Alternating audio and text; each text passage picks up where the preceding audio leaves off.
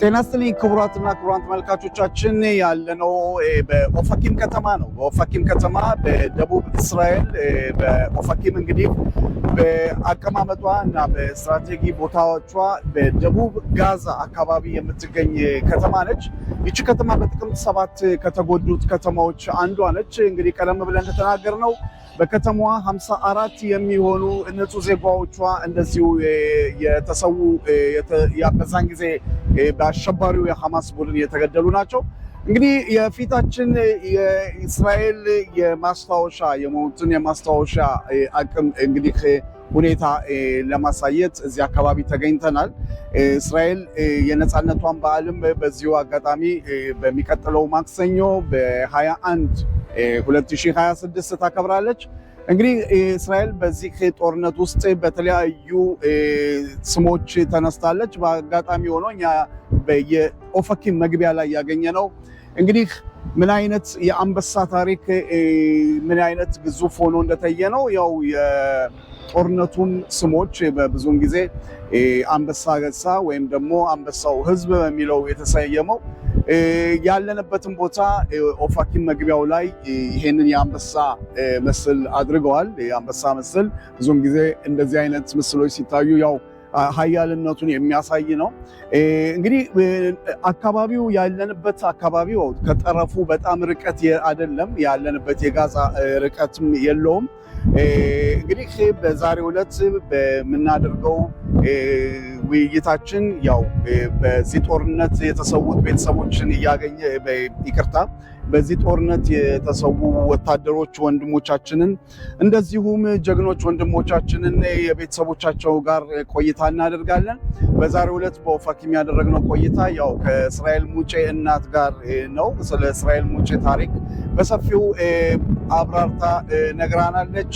አሁን ደግሞ ጉዟችን የሚሆነው እዚሁ ደቡብ ክፍል ሳንወጣ ኔቲቮት ከተማ ነች። ኔቲቮት ከተማም እንደዚሁ ከጋዛ ርቀት የላትም። ኔቲቮት ከተማ እንደ ነዋሪዎቿ እንደ ተአምር የሚያዩት በኔቲቮት ከተማ አሸባሪዎች አልገቡም። ኔቲቮት እንግዲህ ያለችው ከስድሮትና ከኦፋኪም መሀል የሆነች ከተማ ነች። እነዚህ ሁለት ከተሞች በዳርና በዳር ያሉት አሸባሪዎች ሲወሩ፣ ሲገሉ፣ ሲጨፈጭፉ ኔቲቮት ከተማ በተአምር ምንም አይነት ጉዳት አልደረሰም። ሆኖም ግን እነዚህ ሶስት ከተሞች የተያያዙ ናቸው። ከ20 ዓመት በላይ የአሸባሪው የሐማስ ቡድን በጣም ሲያሰቃያቸው የኖረ ነው። በአሁኑ ሰዓት ግን ይኸው ምንም የተኩስ አቁም ስምምነት ላይ ብንሆንም ትንሽ ጸጥ ረገብ ያለ መስሎ ይታያል። ነዋሪዎችም እንደሚሉት ከሆነ በእውነት እስካሁን ድረስ ከጥቅምት 7 በኋላ እስራኤል ባደረገችው ጦርነት በጋዛ ውስጥ ምንም አይነት ስጋት እንደሌለና ለወደፊትም ጦር ሰራዊቱ የጀመረውን ስራ እንዲጨርስ የሚል ነው። ሁላችንም እንደምናውቀው እንደምናስታውሰው መካከለኛዋ ጋዛ ያሉት የሐማስ አሸባሪ ቡድኖች አሁንም ትጥቃቸውን እንዳልፈቱ ያለበት ሰዓት ነው። ይሄ ምንም አይነት ስጋት እንደማይሰማቸውና እስራኤል በምትወስደው እርምጃ የግዴታ ይህንን ስራ መጨረስ እንዳለባት ነው። ክቡራትና ክቡራን ተመልካቾቻችን እንግዲህ ያለንበት ሰዓት በጣም አሳዛኝ ሰዓት ነው። እስራኤል ከተቋቋመችበት ከተመሰረተችበት ጊዜ ጀምሮ እስካሁን ድረስ ባለንበት የጦርነት ብዛት ያላቸው ወታደሮቻችን ጀግኖቹ ልጆቻችን የተሰዉበትን ጊዜ የምናስታውሰው የፊታችን 20 ሰኞ 2026 ሁሉም በግሉ እንደገናም ደግሞ እንግዲህ በመንግስትም ደረጃ መታሰቢያ ይኖረናል። ይሄ ነው ያለው። እንግዲህ የሚቀጥለውን ፕሮግራማችንን አብራችሁ እንድትከታተሉን እናሳስባለን። መልካም ጤና ይስጥልኝ ክቡራትና ክቡራን ተመልካቾቻችን፣ አሁን የምንገኘው በአብርሃም ውባገኝ ቤት ነው። አብርሃም ውባገኝ በጋዛ ጦርነት የተሰዋ ወንድማችን ጀግና ወንድማችን ነው። ውስጥ ገብተን ከአባቱ ከአቶ ፈረደ ጋር ውይይት እናደርጋለን። እንግባለን።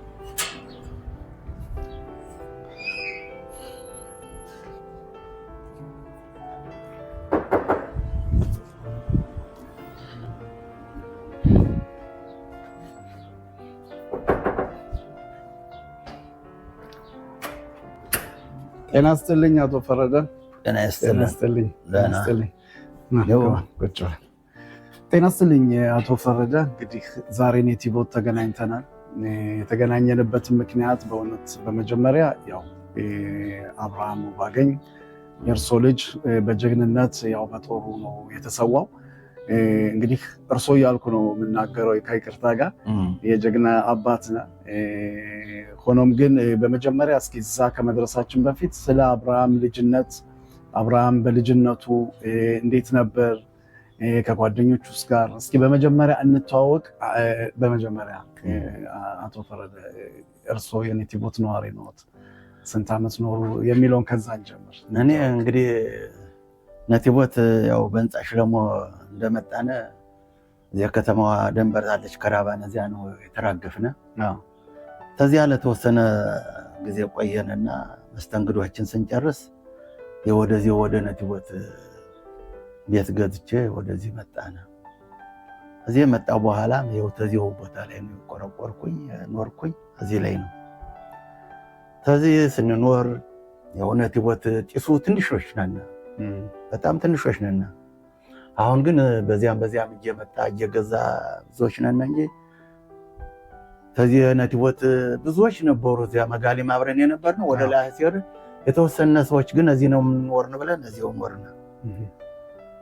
እዚያው ኖርና በተለይም እኔ ትልቅ ወንድሜ ነበር እዚህ አብሮኝ ያሳደገኝ ማለት ነው። አብረን አንላቀቅም፣ ያው ሞት ነው የለቀቀኝ። እዚህ ወደሱ ገጥሞ ነው ያለ እሱ ነው ነበር። እሱም ተሞተ በኋላ ወንድሜ በሞተ በጣም ነው የምወደው። እሱ በሞተ በ2 ዓመቱ መሃል አብርሃም ተወለደ። የአብርሃም ታሪክ እንግዲህ እዚያ ያው አብርሃም ያው ቢረሳው እንግዲህ ወንድሜም ቢረሳው እንጂ ቢረሳው አልኩኝ አብርሃም ብዬ የአብርሃም ተሰየመ። አብርሃም ያው ተዚሁ ሲያድግ ያው ጋን ነው እዚች ነው የሚማረው። ጸባዩ በጣም ጥሩ ልጅ ነው፣ በጣም ጥሩ ልጅ ነው።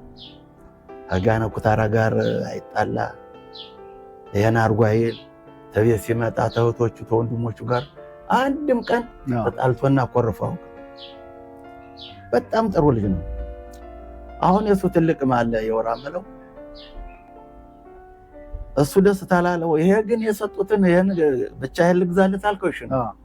ሌሎች የሱ ትንሽም የሱ ትልቅም አለ እነሱ ታላሉ አይገዙ። እሱ ግን ይሄን ልግዛልሽ ነው እንጂ ቢውራ ያው እና ትምህርቱን እዚህ እንዳረገ ያው በመጨረሻ ወደ አሽቀሎን ሄዶ ነው የጨረሰ ትምህርቱን ተጨረሰ። በኋላ እኔ እንዲማር ፈልጌ ነበር። እሱ ግን ውትድርናን ጨርሼ ነው ትምህርትን በቀጥል ብሎ እኔ ለመኘው ነበር እባክህ ትምህርት ቀጥል ብዬ። እዚያው ውትድርናውን ሄደ። በጣም ሲመጣ የመጀመሪያው ጊዜ ሰምቶ ሲመጣ መልጥልጥልጥ ብሎ እንደው አንድያውን ቀይ የነበረው ክስበት ለብሶ መጣ። ሰውነቱ ሁላ ተላልጦ አሁን ሳኩኝ። እኔ ለምንድን ነው የምትስቅ አለ። ይሄ እኮ ጥሩ ስራ ነው ያዝከው፣ ይሄ ውትድርና ነው። ማንም እንግዲህ እስራኤል ሀገር ውትድርና ላይ ሄደ ሰው ምን ፍሬ የለውም እና ጥሩ ነው ይሻባልና ያው በ2 ሳምንትም በ3 ሳምንትም ይመጣል። ግን ልንለያይ በመጀመሪያው ጊዜ ሁልጊዜ እሑድ ማልዳ ነው የሚሄድ ነበር አርፍዶ። ግን እኔ ጋር ለመለያየት ቅዳሜ ማታ ወጣ። ቅዳሜ ማታ ወጥቶ ባይብሎ በሚቀጥለው ነው የምመለስ፣ በሚቀጥለው አልመጣም አለ።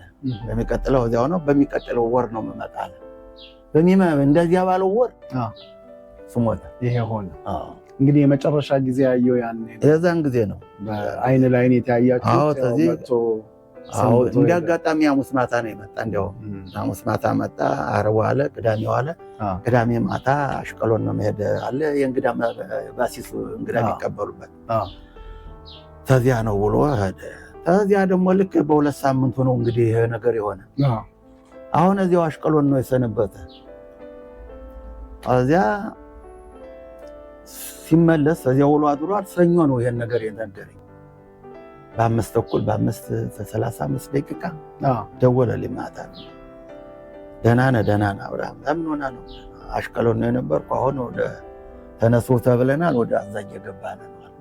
በሰላም የመለሰኝ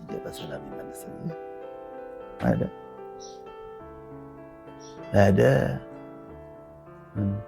ግን መጀመሪያው ደግሞ ወደ ፈርቶ ሆዴ በጣም ለአብርሃም እንዴት እንደጮኸ ይገርማል። ሄብሮን ነው የነበረ ይሄ ተኩስ የተጀመረ ጊዜ 6:30 ናት ጦርነቷ የፈነዳሽተኛ የተጀመረችው። አሁን እዚህ ቤተ ክህነት ስገባ ለሌሊት የቤተ ክህነት ደጃፍ ስደርስ በዚህ በወፍ አቄማ እንዲያውን ማት ወረደ። አሁን እዚያ ቤተ ክህነት አንዳንዶች ይወጣና ያው ፈንተውት አንተ ወደዚህ አትገባም ተሱ ምን ታርጋለና ግባ ይለኛል። አንተ ምን ልታርግ ወጣህ? ታዲያ ያው ቤተ ክህነት ገባን። እናንተ ይሄን ቤተ ክህነት ተልቶሎ ቅዳሴውን አርጎ የጥይት በስቷል ተሎ በረስቷል። ያን እንደዚህ አድርገው የኛም ፊዝር አርገነዋል። ታዲያ ጨርሰን ሄደን ምሳየት ቁማን ሲቆረስ ፈረደ ብርሃኑ እየሮጠ እዚያኛው ቤተ ክህነት ነበር እየሮጠና ሰው ሞቷል፣ ጦርነት ተነስቷል፣ ተጠንቀቁ ብሎ ሌላ ማላለው ተነስቶ ሄደ። ጠላም አለ ቢራም አለ ምሳየት ተቆርሷለኝ። ኧረ እናንተ ተነሱ ጦርነት በስቷል ተነሰን።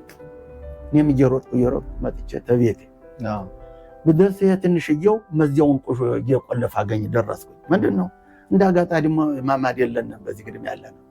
ምንድነው ኧረ ግባ ወዲያው ቀጥታ ደረሰ ምለው ልጅ አለ የዘላለም በባህር ኃይል የሚሄድ ለሱ ደወልኩለት። እንዴት ነው? አቤት አለ። ምንድነው? አይኔ እየተነሳሁ ነው ተጥቅላ ነሳየርኩ ነው ወደ ጦርነት ተነስቷል። ወደ ማማድ ግባ ሌላ ማላ ላይ ባይ አለና ስልኩን ዘጋ። አዚያው ለዚህ መከረኛ ልጅ ደወልኩ ለአብርሃም ሄብሮን ነኝ ብሎኛል። ስልኩ ዝግ ነው አነሳ። ተዚህ ያለ ሌሎችም ደግሞ ቅዳሜ ነው ማለት ደወልኩ።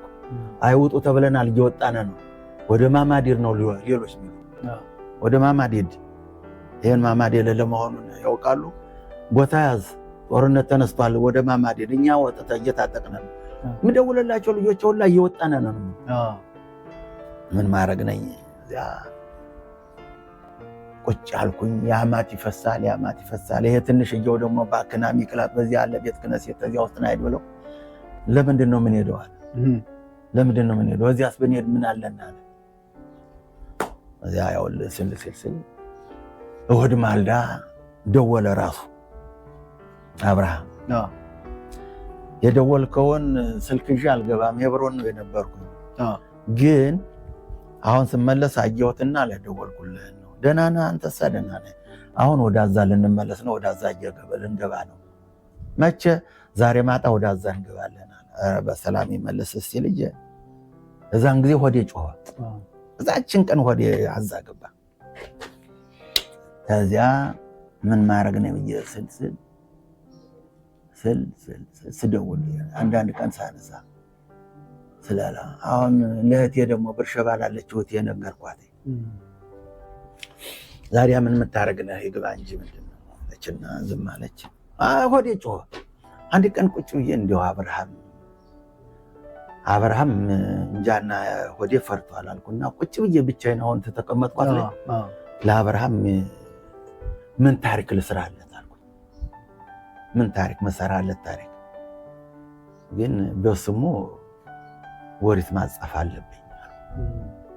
እችን ቃላት ብቻዬን ነው አልኩ። ያ ወዲያ ሰንቶ መጣ። እዚያ መጨረሻው እንግዲህ ወለ መጨረሻው ስንብቾች ይሄ ይሆናል። ተዚያን ወዲያ መጥቼ ተዚህ ቁጭ ብዬን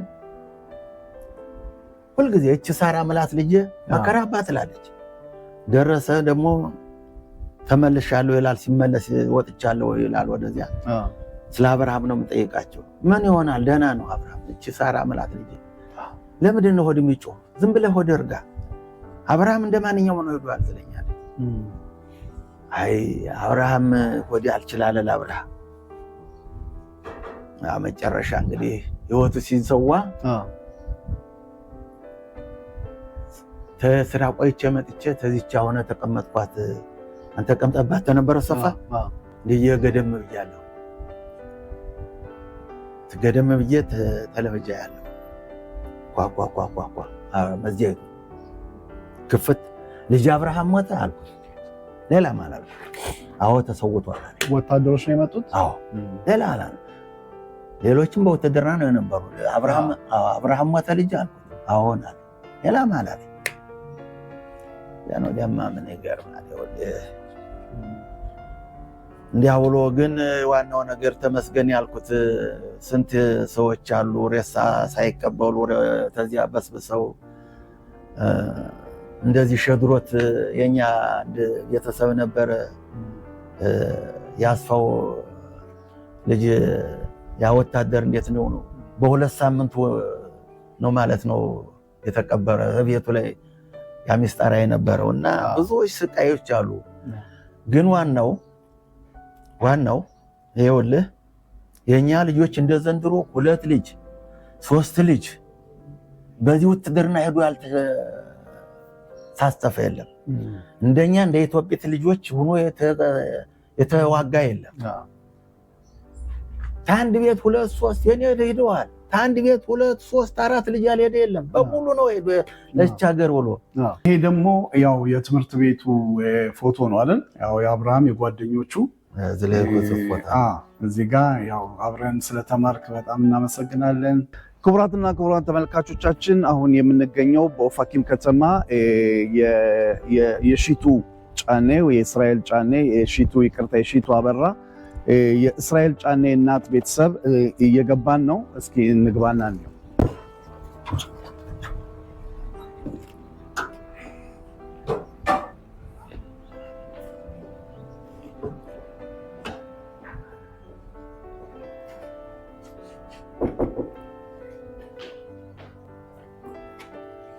ጤና ይስጥልኝ ወይዘሮ የሺቱ። ጤና ይስጥልኝ። እንዴት ነሽ? እግዚአብሔር ይመስገን። ጤና ይስጥልኝ ወይዘሮ የሺቱ አበራ። እንግዲህ ዛሬ ኦፋኪም ተገኝተናል። እስኪ በመጀመሪያ የሺቱ አበራ ማነች? ትንሽ ስለ አንቺ ታሪክ፣ ስለ ቤተሰባችሁ ታሪክ፣ መቼ ወደ ኦፋኪም እንደመጣችሁ በመጀመሪያ እንተዋወቅ።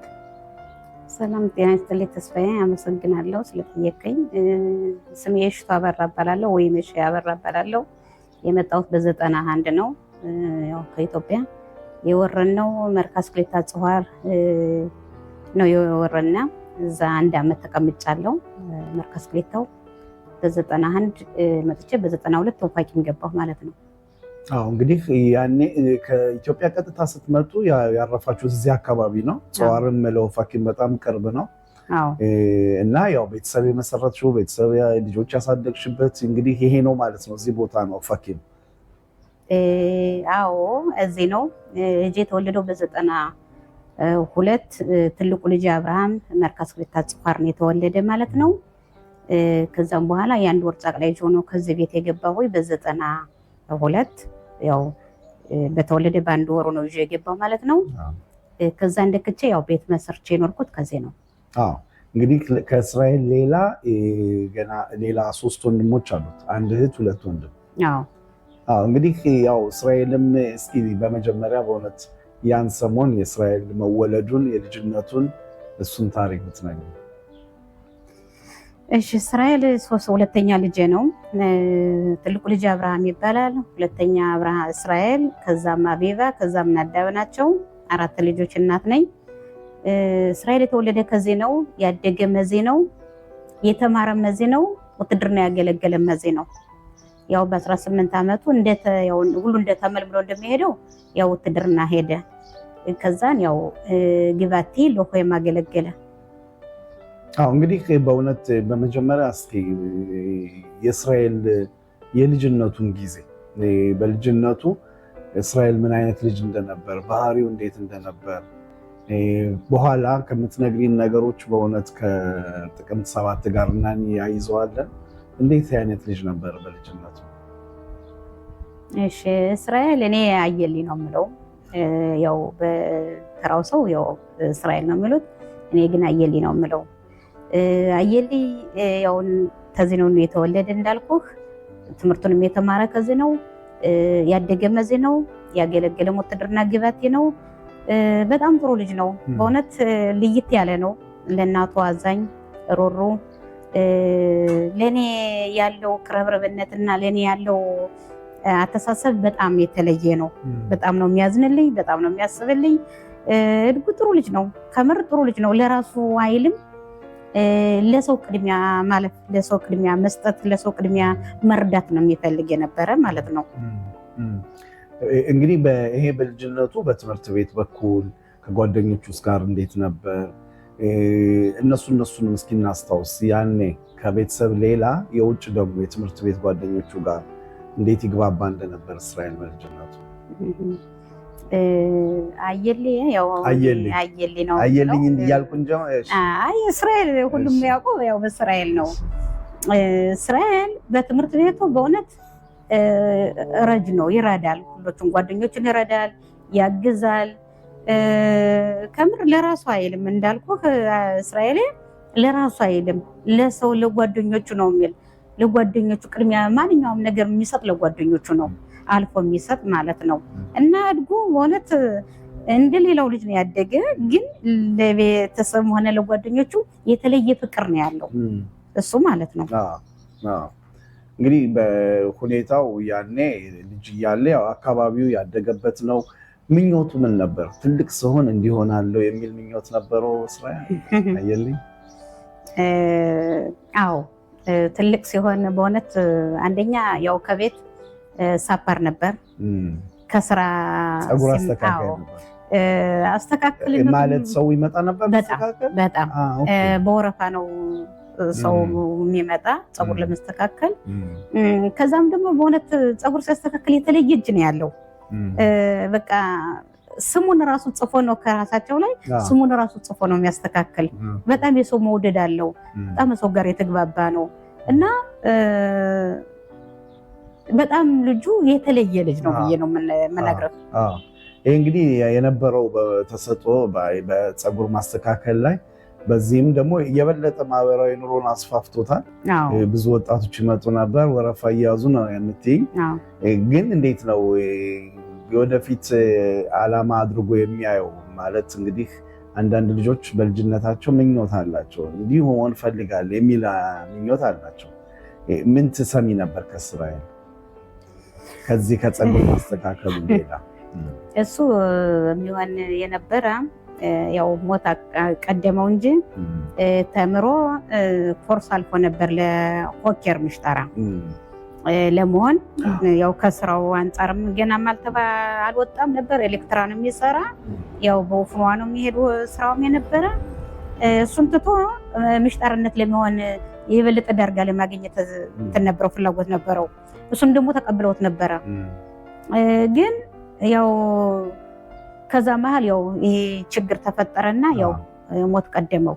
እንግዲህ ለተመልካቾችም ግልጽ እንዲሆን እስራኤል ምኞት የነበረው የፖሊስ መርማሪ ሆኖ ለመስራት ያው የሚደረገውን የሚታለፈውን ፈተናዎች አልፎ እንግዲህ ሳይቀበሉት ነው ጥቅምት 7 መቶ እድሜውን የቀጨው። ከዛ በኋላስ እንዴት ነው ከትምህርቱን ከጨረሰ በኋላ ያው ውትድርና ዓለም ውስጥ ገባ። በውትድርና ያው ቀደም ብዬ እንደጠየኩሽ ወደ ጋዛ አካባቢ ነው ያገለገለው። የዚህ የውትድርናውን የአገልግሎቱን ጊዜ ትንሽ የምታስታውሹ ነገር ካለ? ምን አይነት ነገሮች አሳልፈዋል? ቀላል አይደለም። 3 ዓመት ነው አገልግሎት ያደረገው። ጊቫቲ ማለት በጣም ተዋጊዎች ናቸው። እስኪ ደግሞ ስለሱ አጫውችኝ። ጊቫቲ ነው ያገለገለው እንዳልኩ ሎሄም ነው የነበረ። ቶዳ መስጣየን ተቀብሏል። ልጁ በጣም ፍላጎት፣ አንድ ቀን ቀርቶ ተጠርቶ ቅጣት ተቀብሎ አያውቅም። ውትድርናውን ሲያገለግል በቃ በአንደበት ነው ያገለገለ። ራሱ ፍላጎትም አለው ራጾንም አለው እና ይህን ቀን አልሄድም ይህን ቀን ሆፍሽ ወስዳለሁ ብሎ አያውቅም። እና በጣም ሲያገለግል ፍላጎት ነበረው እና በፍላጎቱ ነው ያገለገለ እና ቶዳ መስጣየን ተቀብሎ ነው የወጣ ሲወጣ ማለት ነው። እና ልጁ በጣም የተለየ ልጅ ነው የነበረ። ምን አይነት እነዚህ የ3 ዓመት ውትድርና አገልግሎት ላይ በጣም ከባድ ነው የምትይው ጊዜ ለአንቺ እንግዲህ ሁለታችሁ አንድ የሆነ ግንኙነት ነበራችሁ። ያው በጣም ያከብርሻል፣ ይረዳሽ ነበር በልጅነቱ። ውትድርና ደግሞ ሲካሄድ ይሄ ነገር እንዴት አየሽው? የከበደሽ ጊዜ ለአንቺ እንደ እናት መቼ ነው? በምንድን ነው ብለሽ ታስታውሻለሽ? ምን ነበር ያን ጊዜ? እኔ የማስታውሰው ውትድርና ሲሄድ ለራሱ አይልም ለሰው ስለሚል በውትድርና ውስጥ እያለ ስፈራ ነበር። ለምንድን ነው የምፈራ? ቅድሚያ እሱ ይገባብኛል ነው የምል የነበረ። እንዲያውም የሆነ ጠብ ነበር አዛ፣ ያው አረቦች ማለት ነው ከኛ ጋራ አዛ የገባ ጊዜ ስልክ ብዙ ጊዜ ስልክ አያነሳልኝም ነበር እና ሳስብ ነበር ለምንድን ነው እጄ ስልክ የማያነሳልኝ? ምን ሆኖ ነው? ምን ተፈጠረ እያልኩኝ የመፋኬዱ ስልክ እንኳን ቢኖር መፋኬዱ ማላነሳ ሲል ይጨንቀኝ ነበረ። ምክንያቱም ለእኔ ያለው አተሳሰብና ለእኔ ከሱ ጋር ያለው ቅርብርነት የተያያዘ ነው እና በዛ አይነት በጣም ሳስብለት ነበረ። ግን ፈጣሪ ረድቶ በሰላም ጨረሰልኝ ውትድር ነው። ያው እንግዲህ 3 ዓመት ነው ያገለገለው። 3 ዓመት ካገለገለ በኋላ ያው እቤት ለረፍት የቆየበት ጊዜ አለ ወይስ ቀጥታ ወደ ስራ ነው የገባው? ለአንድ ወር ረፍት ሰጥተውት ነበረ፣ ግን እሱ አልተቀመጠም። ወደ ስራ ነው የገባች። ይሄው የነበረበት ስራ ነው ሌላ ስራ ነው የነበር። ታከራከ ቤት ሰርቷል፣ በተለያዩ ፋብሪካዎችም ሰርቷል እና መጨረሻ ላይ ግን የነበረ ኤሌክትራ ነው ኬብራ ኤሌክትራ። እንግዲህ ስለ ጥቅምት 7ን ባስመለከተ እንደገና እኛም እንወያይበታለን። ግን እንዲያው አሁን በልጅነቱ ወይ ውትድርና የሚናፍቅሽ ነገር ምንድን ነው? የሚናፍቀኝ ነገር ከሱ ብዙ ነገር አለ። ቆስሎ እንኳን በቀረልኝ እላለሁ።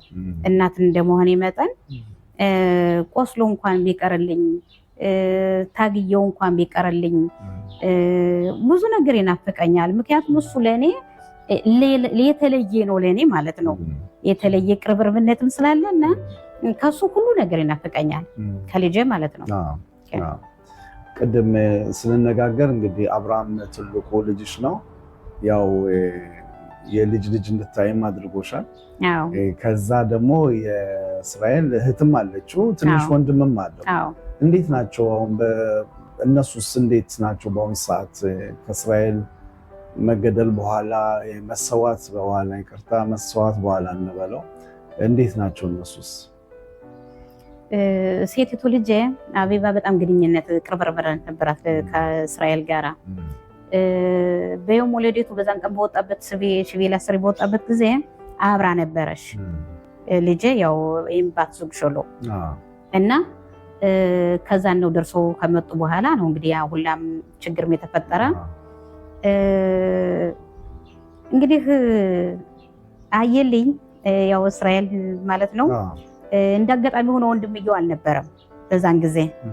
ወንድምየው ያው ሙሽራዬ ወልዳ ያው ረኮቦት ነው የነበረ እና በአንዳንድ በኩል ተመስገን እላለሁ። ለምንድን ነው ተመስገን የምለው? እሱም ቢኖር ይሄድብኝ ነበረ። ማንኞቹን እሱንም ልጅ አላዳንኩትም እንኳን 2 ልጅ ለማስቀረት እና በወቅቱ እሱ አለመኖሩ ተመስገን እላለሁ። ልጄ በጣም ተጎድታለች። ልጆች በእርግጥ ሁላችሁም ተጎድተዋል። ግን የበለጠ ሴቲቱ ልጄ 1 ዓመት ከቤት ተዘግታ አልወጣ ነው ያለች። በጣም ነው ክብደት የነበረ እና ያው ለሁላችንም ከባድ ነው፣ ከባድ ነው በጣም። እንግዲህ ያው በእውነት እስካሁን ያደረግነው ውይይት በመጀመሪያ ከእስራኤል ከልጅነቱ ከወለዱ አንስቶ እስከ ውትድርና ጊዜው በአገልግሎቱ ላይ ከዛም በኋላ አንዳንድ ነገሮች ተጫውተናል። አሁን በሚቀጥለው ደግሞ እስኪ ጥቅምት 7ን ባስመለከተ ውይይት እናደርጋለን። ጤና ይስጥልኝ ክቡራትና ክቡራን ተመልካቾቻችን፣ አሁን የምንገኘው በአብርሃም ውባገኝ ቤት ነው። አብርሃም ውባገኝ በጋዛ ጦርነት የተሰዋ ወንድማችን፣ ጀግና ወንድማችን ነው። ውስጥ ገብተን ከአባቱ ከአቶ ፈረደ ጋር ውይይት እናደርጋለን። እንግባለን።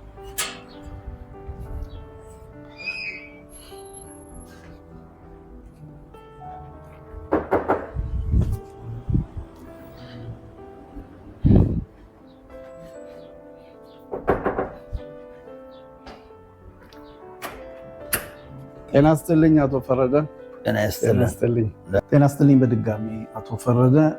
እንግዲህ ቀደም ብለን ያው ስለ አብርሃም የልጅነት ሁኔታ አስተዳደጉን እንዴት እንዳደገ በአካባቢው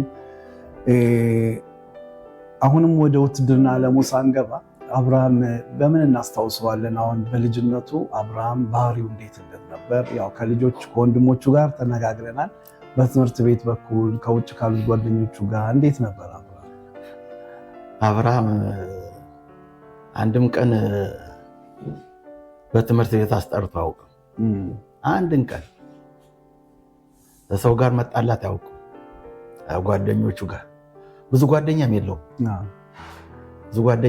አሁን አሽከሎን ተሄደ ነው ብዙዎች ጓደኞች እዚያ ትምህርት ቤት በውትድርና ነው ብዙ ጓደኞች አበጀ እንጂ ቀድሞ ብዙ ጓደኛትም የለም። በቤትም አይወጣም፣ ውጭም አያመሽም። እንደ ሌሎች ልጆች አያመሽም፣ በቤት ነው። እንግዲህ አብርሃም የመረጠው እንግዲህ በውትድርና ዓለም ያው ተዋጊ ለመሆን ነው። በፎቶም እያየነው ነው። ይሄንን የመረጠው ከየት የመጣ ነው? የራሱ ተነሳሽነት ነው ወይስ እናንተንም አማክሯችኋል? ወታደር ሄጄ ተዋጊ መሆን ፈልገው የሚለው ሁኔታ ከየት የመጣ ነው? ሙሎች የው ናቸው። አሁን ትልቅየው አባተ መለው ልጅ እሱ ግላት ሻሪት የተያዘ ጊዜ እሱ መጥቶ ተቤት ገና ጓዙን ሳያራግፍ ነው እሱ ተነበረበት ላይ የተያዘ አባተ ቤት እንደደረሰ ገና ትጥቁን አልፈታም። እዚያው እንዳለ እዚያው እንደነበረ እዛ ከዚያ ሁላ ማት የወጣ ያባተ ነው። ከዚያ ቀጥሎ ደግሞ ደረሰ ምለው ልጅ ደግሞ እሱ በጣም ኃይለኛ ነው። እሱ ነው እንደው በሱ ነው ፈርቼ ነበር። ሲሄድም ለእኔም አይነግረኝም። ሆዱ ጮኋል እያለ እኔ ለልጆቼ ሆዴንም ጮህ ውለው ሲመጡ ማለት እሱ በጣም ነው ደግሞ እንኳን ሌላ ባለፈው ማርማራ ነው ማን የተያዘ ጊዜ ብዙዎች ዱላ ሲያርፍባቸው እሱ ደህና ዱላ ሳይቀምስ ነው የወጣ። 3 ጊዜ 4 ጊዜ እንደዚህ ይወጣል። ያኔ ባህር ኃይል መርከቧን የያዙ ጊዜ 2 ጊዜ እንደዚህም በይላትም እንደዚህ ወግዷል። 3 ጊዜ 4 ጊዜ ይወጣል። አሁን እና ደህና ነው የሚመጣ።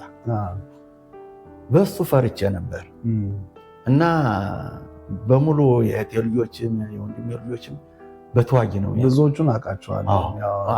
በቤተሰባችን እንደዚህ ፍርሃት የሚባል የለም።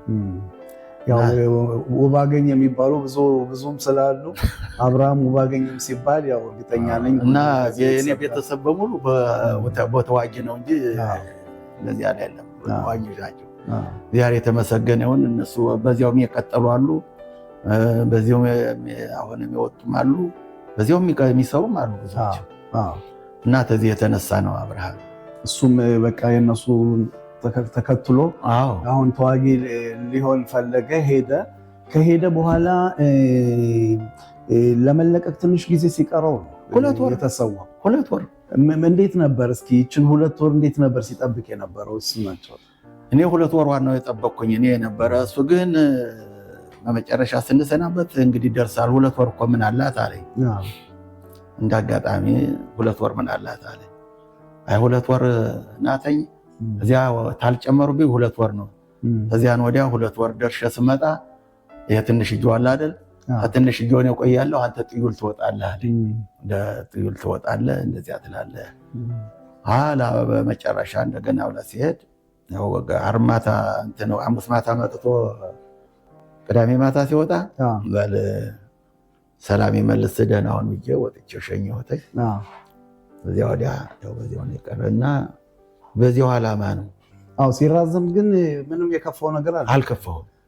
ያው ጦርነትም ሰዓት ስለነበረን ምንም አልከፋውም እንደሚያስፈልግ ስላዩ ከዛ ከሄብሮን ወደ አዛን ከሄብሮን ወጣ ቀጥታ ለአዛን የተላኩ እና ጋዛ ውስጥ ለስንት ጊዜ ቆየ? ከሄብሮን ካለፈው ወደ 2-3 ሳምንት 3 ሳምንት በ3 ሳምንቱ ነው የተሰዋ። በ3 ሳምንት ተሰዋ። እንዴት ነው ግን በእውነት ያኔ ያው ሁኔታው አንተም እኔም አልተረጋጋውም፣ የተረጋጋ መንፈስ አልነበረኝም። ብቻ ስጠብቅ ነበር ስጠባበቅ ነበር አልክ። ያው እንግዲህ እዚሁ ሳሎን ቁጭ ብለህ ነው? ይኸውልሽ ላይ ነው ቁጭ እዚች ላይ ቁጭ ብለህ ነው እንግዲህ የጦር ሰራዊት መኮንኖች መጥተው እንደ ማንኛውም ታጋይ ጀግና መጥተው ያው ለቤተሰብ የሚናገሩበት መርዶ የሚያረዱበት ነው። መጥተው እንደገቡ አንተ ታወቅህ? ገና መዝጊያውን ስከፍተው ነው የሚያልኩት። መዝጊያውን ሲያንኳኳ ብድግ አልኩና ክፍል ስከፍተው አንዱ ተበሮታ ላይ ነው፣ አንደኛው ወጥቷል። አንደኛው ክፍት ሳርጉ 3 ናቸው የመጡት። ልጅ አብርሃም ሞቶ ነው አልኩት። ሌላም አላልኩት። አሁን አለኝ ተሰውቷል አለኝ። ምን ላዘው ከዚያ ይዘው መጥተዋል። 2 አምቡላንስ አለ፣ ዶክተሮች አሉ። ከዚህ ላይ ወጣ ምኑን ልበል።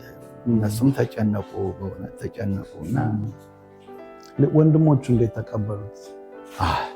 ይህንን መርዶ እንግዲህ ቀላል አይደለም፣ የማይቻል ነገር እኮ የማይቻል። እሱማ ግን በዛች ሰዓት በዛች ደቂቃ አብርሃም ተሰዋ ሲባል እንዴት ነበር? የማይቻል የለም። ለሙላው እንደው እንኳን እኔ የተወለድኩት ነቲቦት ህዝብ የፈረደልሽ ተሰዋ ሞተ ሲባል ህዝቡ እንዴት በጣም ትልቅ ከባድ ጊዜ ነው ያለፈ። ግን እንዴት ይደረጋል? ለሀገር ነው እንደማንም አይደለም ወደቀው ሀገር ብሎ ነው። ጀግና ሞታ ይባላል። እንግዲህ አብርሃም በእውነት የተሰዋው ለሀገር ድንበር ሲል ነው። ያው ሀገር ፍቅርም እርግጠኛ ስላለው ነው ተዋጊም ሊሆን የቻለው። እንዴት ነው ግን አሁን አንዳንዴ አልፎ አልፎ ስለ አብርሃም ስታነሱ ምን አይነት ትዝታዎች ምን አይነት ውስታዎች ናቸው? አንዳንዴ አልፎ በቤተሰብ በልጆች አሁን ደግሞ የፊታችን ሰኞ በ2026 እንግዲህ 2026 የመታሰቢያ ቀን ነው። ምን ታስታውሳላችሁ? አብርሃም ነገ እሑድ በ19 በትምህርት ቤቱ አሽቀሎን ትምህርት ቤት ተጠርተናል። እንሄዳለን፣ እናምሻለን። ያው በትምህርት ቤቱ እንደገና ደግሞ ያው ለሰኞ በ20 ቀን ተዚህ ነቲቦት ያው የሚከበርለት ነው። እንደገና አሽቀሎም ከዚህ በትምህርት ቤት ኳስ ጨዋታም አሽቀሎን ይከበርለታል። እግር ኳስ ይጫወት ነበር? አዎ ኳስ ይጫወት ነበር። ኳስ ቡድን አለው። እዚያ እንሄዳለን በየዓመቱ። እዚያም ይሄን ሲያደርግ ነበር እና ቢያስቡት ቢሉት ተመልሶ የማይመጣ ነገር ነው። ምንም አይደረግም። ልጆች በጣም ነው አንጀታቸው ተቆምጧል። እንደው በጣም ይሄ ቻላቸው ምለው ልጅ እስካሁን ያለ ይመስለዋል አንጀቱ። በጣም ደግሞ ወንድሞቹን በጣም ነው የሚወዳቸው። ይገርማል። ቻላቸው የታናሹ ነው የአብርሃም ትልቅ ነው። የእሱ ትልቅ ነው። እስካሁን ድረስ ያው መጋሊም እኮ እንደዚህ ታውቀው ይሆናል። እርግጠኛ ነኝ ግን እንደው መቼስ ያው አንድ ወንድም ሲለይ ቀላል አይደለም። አሁን ታዲያ አብርሃምን በምን መልኩ ነው እናንተ ለማስታወስ የምትፈልጉት? ይገርምሃል። አሁን ቅድም እንደነገርኩ በወንድም የትክሱ ተክቶ መቼም ይኸው ከዚያን ወዲያ በወንድም ቢሞትም ብዙዎች ልጆች ተወለዱ። ብዙዎች ልጆች ተወለድና አሁን ደግሞ አብርሃም ሲሞት ልክ በአሁን በእንትኑ ልጄ ሳራ ምላት በሱ እግር ወንድ ልጅ ወለደች። አሁን በቅርብ አሁን እንግዲህ ወደ 6 ወር ምናምን አልፎ ይህም ደግሞ ደስ ይላል። እዚያ እንግዲህ አብርሃም ቢሄድ ደግሞ ይኸው ተተካ። እንግዲህ ተዚያ ምን አልኩኝ እዚያ የግርዛቱ ዕለት እግዚአብሔር እኮ ይሰጣልም ይነሳል። እግዚአብሔር ይሰጣል። አብርሃም እነሳልኝ። አሁን እንግዲህ በሁሉ አልኮ የዚያ ግርዛቱ ላይ ይሄ በሁሉ ይባላል። በሁሉ እግዚአብሔር ይነሳል ይሰጣል። አብርሃም ቢነሳይ ደግሞ ልጅ ወንድ ልጅ አመጣች። በሁሉ አልኩኝ እግዚአብሔር በሁሉ ይነሳል። ሲገልም ሲሞትም እግዚአብሔር ነው፣ ሲሰጥም እግዚአብሔር ነው እና የእግዚአብሔር ፍጥረት ነው። እግዚአብሔር አብርሃም እንግዲህ እየተረሳ እየራቀ ነው እንጂ መሄድ ሌላ የለም። ግን ደግሞ አልተረሳም። አብርሃም አይረሳም። ጀግና አሁን ይኸውልህ እግዚአብሔር ይስጣቸው ያጻፉለት ሰፈርቶራ በሁለት ሳምንት የእመቤት መላት ጎቴ ልጅ ደግሞ እንደዚህ የሷ ልጅ ምታባት በዚያ የሷ አለ አንድ ኮይን የሚባል ደግሞ የሷ አለ። በየሁለት ቅዳሜው መጀመሪያ ሁልጊዜ ነበር። አሁን አመቱ ሲያለፈ እንደ አንድ አመት በየቅዳሜው የወጡ ወሪት ይነበባል። አሁን ደግሞ ይቀጥላል። እዚሁ ኔቲቭት ነው። አሁን ይቀጥላል። በየሁለት ሳምንቱ የስወሪት ይወጣል። በጣም ጥሩ። እንደገና በአመት በዓል ጊዜ የስወሪት ይወጣል። እንግዲህ ያው የሱ ማስታወሻ ነው። ያው ስሙ በአማርኛም ተዚያ ጽፌለታለሁ። አንድ ትልቅ የሱ ሐውልት እንግዲህ የወሪት ማንበብ ብቻ ነው፣ ሌላ የለንም። ይህም ጥሩ ሀሳብ ነው። ይኸው ሳታስበው እንዳልከው እግዚአብሔር ደግሞ አያት እንግዲህ አያት ማለት የልጅ ልጅ ማየትም ራሱ ጥሩ ነው። ሁሉም የሚመኘው ነው። እንደው በእውነት ከቤተሰብ አሁን አንዳንድ ጊዜ አልፎ አልፎ ልጆች ሲጫወቱ ትልቅ ሰውን ምኞቴ እንዲህ ነው የሚሉ ልጆች አሉ። አብርሃም ምኞቱ ምን ነበር? ትልቅ ሰውን እንዲሆናል የሚለው ነበር። አብርሃም ይሄን አይልም። ስጠይቀው መጀመሪያ ልጨርስ ነው ይሄን አደርጋለሁ አይልም። ትምህርት ይሄን ውትድርናን ተጨረስኩ በኋላ ነው ምንድን ነው የምትፈልገው ምናምን ስለው መጀመሪያ ውትድርናን ተጨረስኩ በኋላ ነው አሁን አይደለም ነው እንጂ እንደሌላው ቅሌት የለውም። የለም እንደዚህ ነው ይሄን አደርጋለሁ። እንደው ያኔ ያው ተሰናብቶ ወጣ። ከዛ በኋላ አልተመለሰም። እንደው ቢመለስ ይቆጨኛል ሳልለው የምትለው ነገር አለ? አሁን አብርሃም ቢመለስ እና የሚቆጭህ ነገር ይሄንን ነገር ሳልለው ቢሰማኝ ኖሮ የምትለው ነገር አሁን እንደው? ይሄን የሚቆጨኝ ነገር የለም። ለምን እሱ ይሄን አርጉልኝ ወይም ይሄን ላርግልህ አልቆጨኝም። ለምን እሱ ያፈለገውን ነው ማረግለት፣ እሱ የመረጠውን ነው ማረግለት። ለሱ ብቻ አይደለም ለልጆች ልብስም ሆነ ጫማም ሆነ እነሱ ሄደው የመረጡትን መክፈል ነው እንጂ እኔ ይሄን ልጅ ገዝቼ አላመጣም። ከትልቆች ደክቼ ከትንሹም አሁንም አለ እሱ ይሄዳሉ የፈለጉትን ከፈየ መምጣት ነው እና ይሄን አይቆጨኝም። ግን ባጭር ለመቅረቱ በጣም እንዴት የተወለደባት ቀን እንዴት የተረገመች ቀን ሆና ነው እንጂ እውነት ሲጨርስ 2 ወር ሲቀረው ያው ሁላ ማታ አሳልፎ እና እንግዲህ በስንት ዓመቱ በ22 ዓመቱ 21 ዓመት እንደዚያ ውሎ ግን ከሄብሮን ከጋዛ ከገባ በኋላ ስልክ ይደውል ነበር ወይስ አስቸጋሪ ነበር? ያው ጦርነት ሲወጣ እንጂ ስልክ የለውም። ያው ጦርነት ላይ ናቸው። ሲወጡ ስንገባ ስልክ አንይዝም አትደውል ነው ያለ። ሲወጣ ግን እኔ እደውልልሃለሁ ነው። አሁን ስልክ አላነሳ ሲል ሳራ ምለው ስልህ ትደውላለች። ለማ ጭንቅላት ግን እንዲህ አታርገው ለምን ትላለች። እህቴ ደግሞ ደንጋጣ ናት። ጥቅ ብላ ተለብጃ ጋር ነው ያለች። ልጆቿ ለጥቀው በውትድርና ላይ ነው ያሉ። የእሷ ልጆች ለጥቀው ደግሞ ተወርዋሪ ያየታለም ወፋጭም ላይ ነው እግዚአብሔር የወለደው ጥይቱ ላለቀበት እዛ በጣም ነው ያ ትልቅ እየው የሱ ትንሽ ደግሞ ሀገር የለም ባህር ኃይል እንደሄደ ነው የነበረ። የነሱ ትንሽም እንደዚህ ሆኖ የነበረ የቴሉ ዛሬ እሷ ዋላ ሁልጊዜ እሷ አቤት ነው።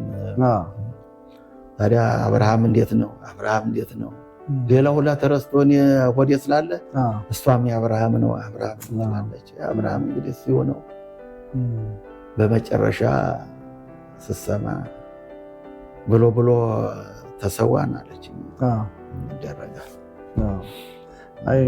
በጣም ያሳዝናል። ግን ደጋግሜ የምለው ሁልጊዜ ያው ጀግና አይሞትም፣ ከኋላ ያስቀረው ነገር አለ። ለሀገር ወዳድነት እንደውም ድንበር ማስከበር ብሎ የሄደ ወጣት ልጅ ነው። በጣም ብዙ ወጣቶች ልጆች ቅድምም ነክተዋል። አንተ ከኛ ህብረተሰብ የመጡ ብዛት ያላቸው ወጣቶች ጀግኖች ልጆቻችን ያው አሁንም በዚህ ሰዓት ራሱ በሊባኖስም እየተዋጉ ያሉ ልጆች አሉ። በጋዛም እንደዚሁ። ለህብረተሰቡ በአብርሃም ስም የምታስተላልፈው መልእክት ካለ አብርሃም ህብረተሰቡን ቢያገኝ ኖሮ ምን ሊሆን በሱ ስም የምታስተላልፈው ነገር ካለ ባህሪውን አስነስቶ ወይ የልጆቹን አስተዳደግ አስነስቶ በተለያየ መልኩ ይህን አጋጣሚ እንደሰጠ እኔ እንግዲህ በአብርሃም ስም አስተላልፈው በውትድርና ላሉት ለሚሄዱትም ብርታቱን ይስጣቸው። ግን ሀገር ናት፣ የትም አንሄድም። ሀገር ብለን ስለመጣነ መዲናተ እስራኤል ናት። በደንቅ ቀድሞ ሀገራችን ሳለን ወንድሜ የነስጦቱ አባት በሬው ንጹህ ድንቅ ይባላል።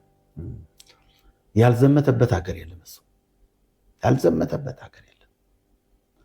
ያው ሁላ ጓደኞቹ አሉ።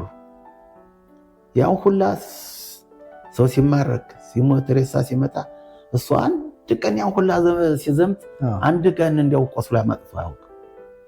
ከዚህ ሀገር ግን በመጣ ያወልህ በትንሽ ጊዜ ያረባ በሽታ ይዞ ሳያጌጥ ሀገሪቱ ላይ ወለማት እና እንግዲህ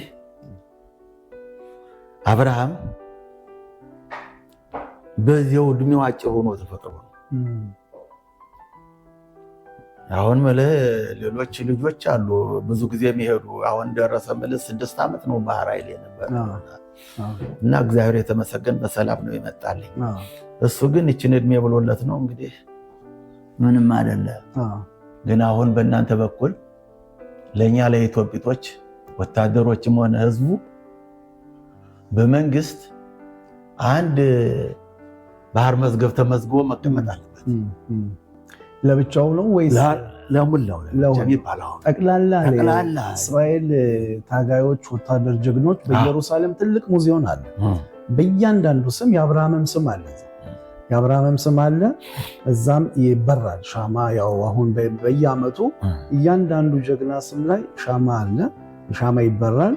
እዛም እንግዲህ እስካሁን ካልነበራችሁ ቦታው በዓመቱ ክፍት ነው፣ ሁልጊዜ ክፍት ነው። አብርሃም በተሰዋበት ቀን ላይ ያን ቀን የተሰዉትን ወታደሮች እያነሱ የስነስርዓት ይደረጋል እና ይህንን ለማለት ነው። አለ መንግስት የሰራው ትልቅ አዳራሽ ኢየሩሳሌም አለ። ከአሬር ጼል አጠገብ ነው። እዛም እናንተ መታችሁ መጎብኘት ትችላላችሁ። እንደውም በጣም እንዴት ነው ታጋዮችን የማይረሳ በየቀኑ ስነስርዓት በዓመት አንዴ ሳይሆን በየቀኑ ያረፉ የተሰዉበትን ቀን እያሰቡ ያደርጋሉ እና በዚህ አጋጣሚ ያው ለተመልካቾችም ለመናገር ነው። ሌላው እንግዲህ ያው አብርሃም አይመለስም ሆኖ ጀግና ሆኖ ሁልጊዜ ይታወሳል።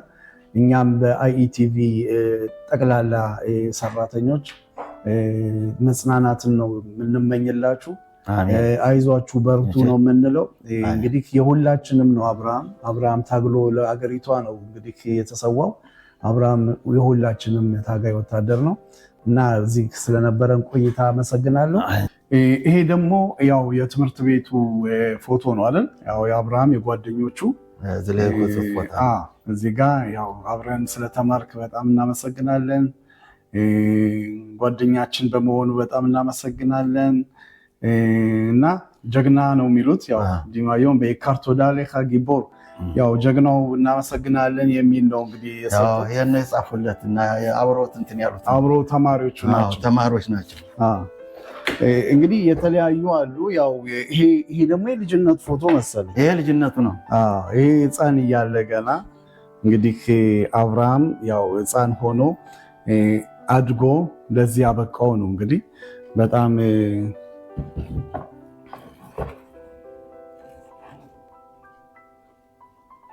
ይሄስ ምንድን ነው አቶ?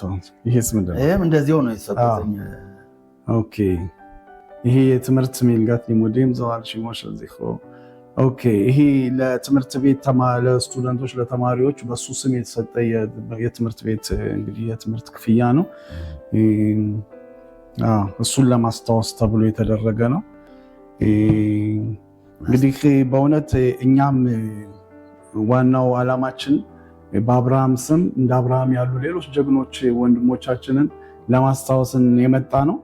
እኔም በበኩሌ በእውነት ያው የኔቲቮትም ነዋሪ ተወልጄም ባላደግ ያው ያደግኩበት ስለሆነ እንግዲህ እዚህ መጥቼ ደግሞ ይሄንን ነገር ሳደርግ ያው እኔም ለእኔም ትልቅ ክብር ነው እና አቶ ፈረደ በእውነት ስለነበረን ቆይታ በጣም አመሰግናለሁ።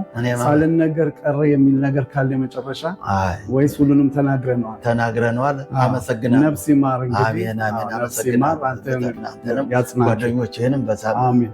አመሰግናለሁ። አሜን አሜን። ያጽናችሁ። ክቡራትና ክቡራን ተመልካቾቻችን አሁን የምንገኘው በኦፋኪም ከተማ የሺቱ ጫኔ የእስራኤል ጫኔ የሺቱ አበራ የእስራኤል ጫኔ እናት ቤተሰብ እየገባን ነው። እስኪ እንግባና ነው።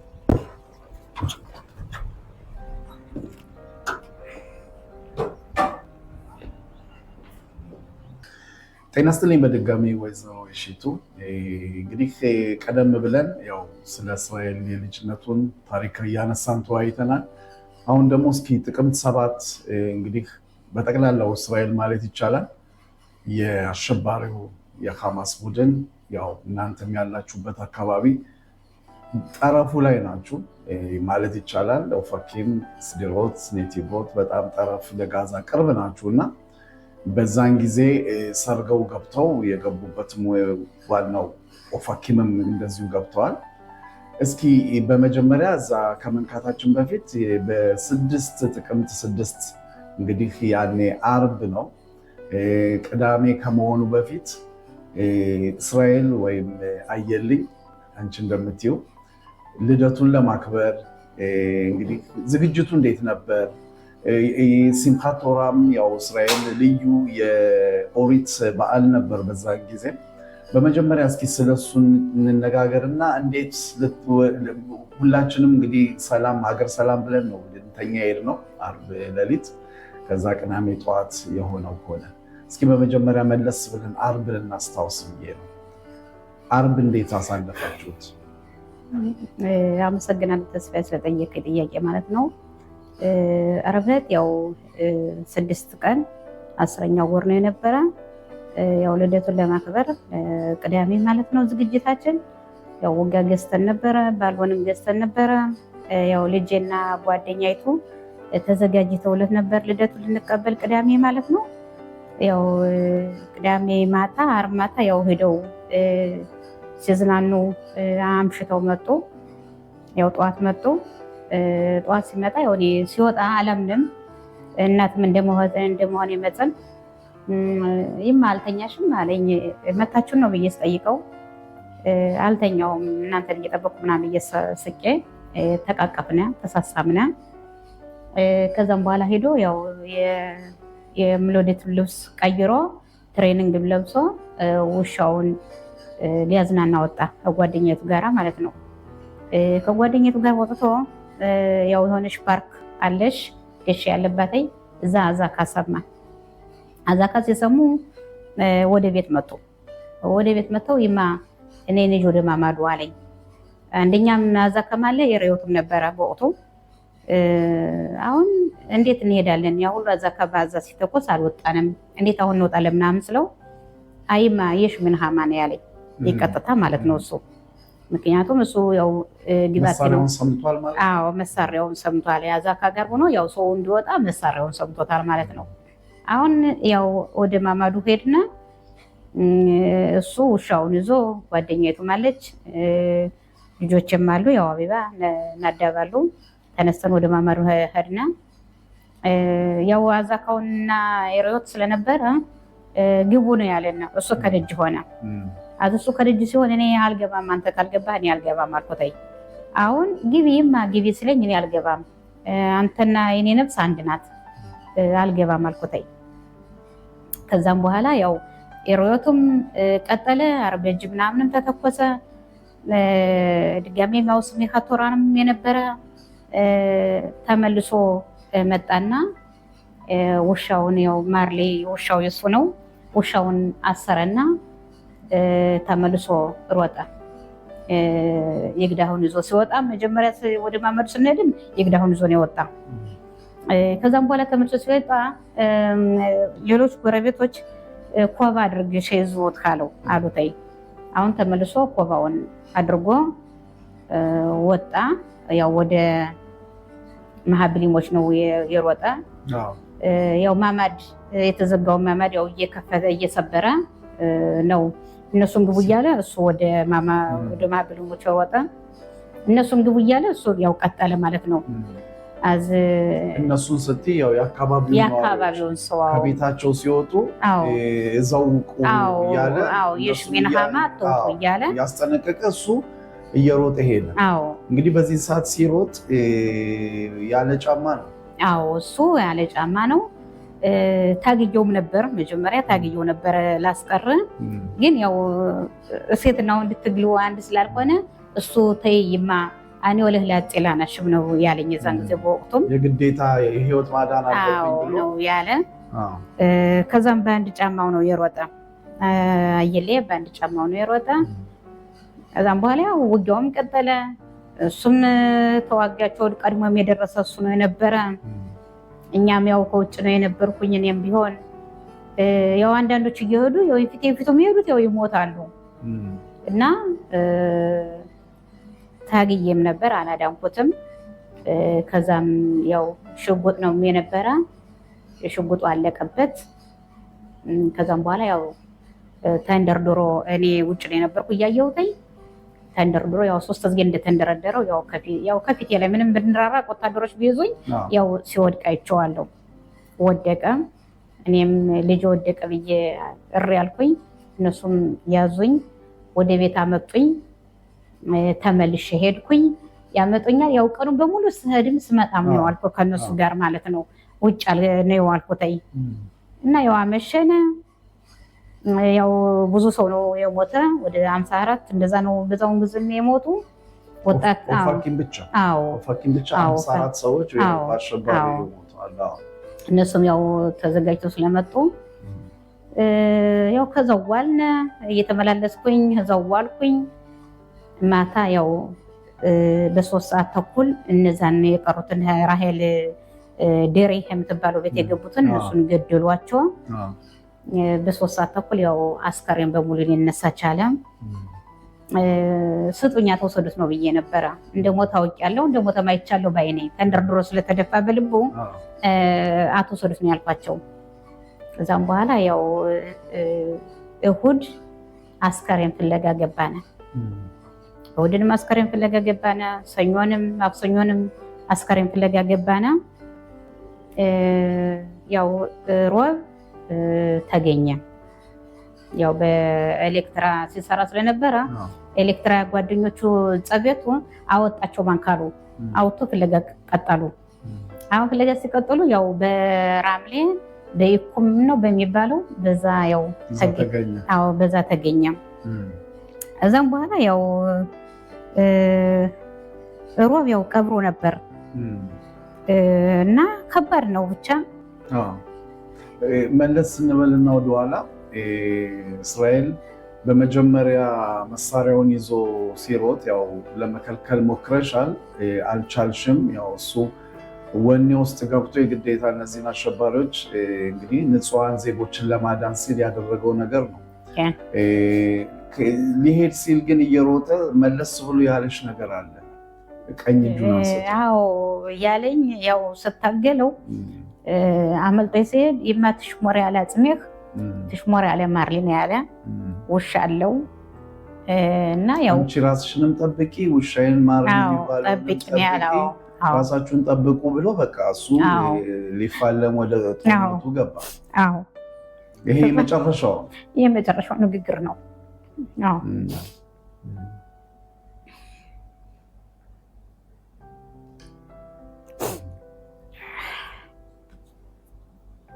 እንግዲህ ይሄ ሁሉ ሲሆን እስራኤል ያደገበት ሰፈር ነው፣ የተወለደበት ቤት ነው።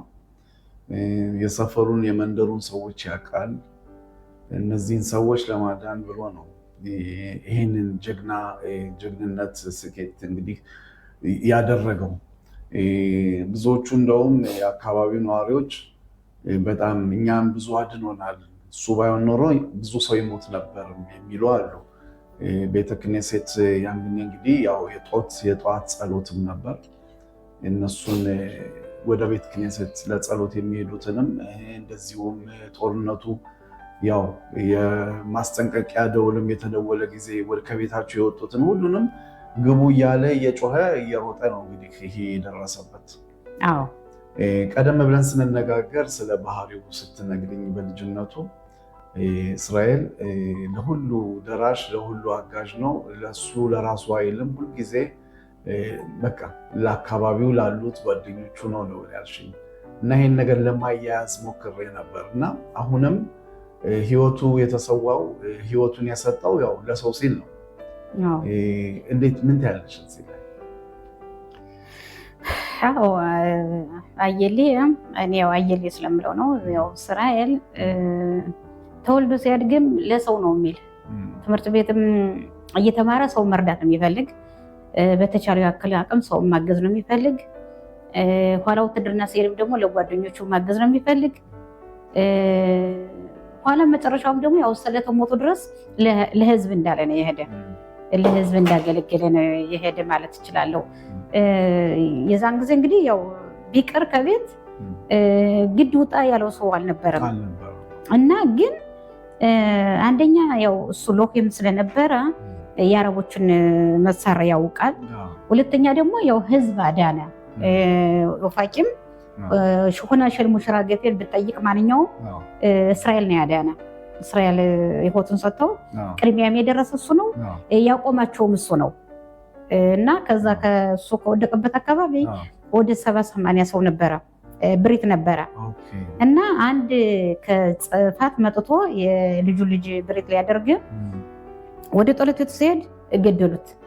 ራሱን ያንን ሚታውን ለተመልካቾች ግልጽ እንዲሆን ብሪት ማለት የግርዛ ነው። የግርዛ ዝግጅት ነበር። ወደ 80 የሚሆኑ ሰዎች እዛ ውስጥ ነበሩ። ሰውየው ያን የልጁ ልጅ ነው የሚገረዝ አያቱ እና እሱ ወደ ጦለት ቤቱ ሲሄድ ወደ ግርዛኑ ሲሄድ እነሱ ገደሉትኝ። ግን እሱ ቀድሞ እስራኤል ቀድሞ ስለደረሰ ጦለት ቤቱ አልገቡም፣ አዳናቸው። ዝጉ ብሎ ጮኸና ያው አዳናቸው። ግን ለራሱ ግን አልሆነም። ህዝብን አድኗል፣ ሙሽራ ገፌንም በሙሉ አድኗል። ግን ለራሱ ግን አልሆነም። እንግዲህ ብዙውን ጊዜ የጀግኖች ባህሪ እንዲህ ነው። ሌላውን አድኖ መጨረሻ ላይ እነሱ ለነዚህ ሲባል ይሰዋሉና በእውነት እስራኤል እንግዲህ በዚህ በሰፈራችሁ በመንደራችሁ ብቻ ሳይሆን በወፋኪም ጠቅላላ በሀገሪቱ ውስጥም እኛ ራሳችን ራቅ ያል ነው ከኢየሩሳሌም አካባቢ ስለ እስራኤል ታሪክ ብዙ ሰምተናል፣ አይተናል። በዛን ጊዜም በአይቲቪም ፕሮግራማችን በዜና ላይ በእውነት በሰፊው ለመግለጽ ሞክረናል። እስራኤል ልደቱን አክብሮ አርብ ሌሊቱን ያው ቅዳሜ ጠዋት መጥቶ ሰላም ብሎሽ ከዛ በኋላ ነው እንግዲህ ጦርነቱ የተከፈተው። ይሄንን እንዴት ነው እንደ መሰናበቻ ነገር ታየዋለሽ? አዎ እንደ መሰናበቻ ነው የማየው። ምክንያቱም ዓርብ ዕለት በጣም ሚጥባህ እያበሰልኩኝ በጣም ተቃቅፈናል። እኔ እኮ የሙሌዴቴ ነው ምናምን ሲለኝ እኔ የሙሌዴት እንግዲህ በጊልሽሎሽ ማን ይጽርካላ ጎግላ ምናምን ብየው ነበረ። ያው 30 ዓመቱ ነው እና ያን የተቃቀፍነው ከሚጥባሁ የተቃቀፍነው ነገር ሳስበው እንደ መጨረሻ ነው የምቆጥረው። ድጋሜ ደግሞ የዛን ቀን በጣም ተደስቶ ነበረ። በጣም በቃ አንደኛ የሙሌዴቱ ነው፣ ሁለተኛ ደግሞ እኔ እና እሱ በጣም ቅርብርብነት ስታለን ድረስ እኔ እና እሱ በጣም ቅርብርብነት አለና እንደነገርኩ እና በ14 ቀን 11ኛው ወር ደግሞ ለጓደኛይቱ አጻፍ ነው ሲም ሊያረግላት ነበረ። አሁን እሱን ለወንድሟም ነግሮታለኝ ለእኔም ነግሮኛለኝ። አጻፍ ነው ሲም ሊያደርግላት ማለት ነው። ጓደኛው የሴት ጓደኛው ያው ነጭ ናት። አዎ ፊልም ላይ እንዳየነው ነጭ ናት። በቅርብ ጊዜ ያው ለትዳር እንደሚጠይቅ ነው ማለት።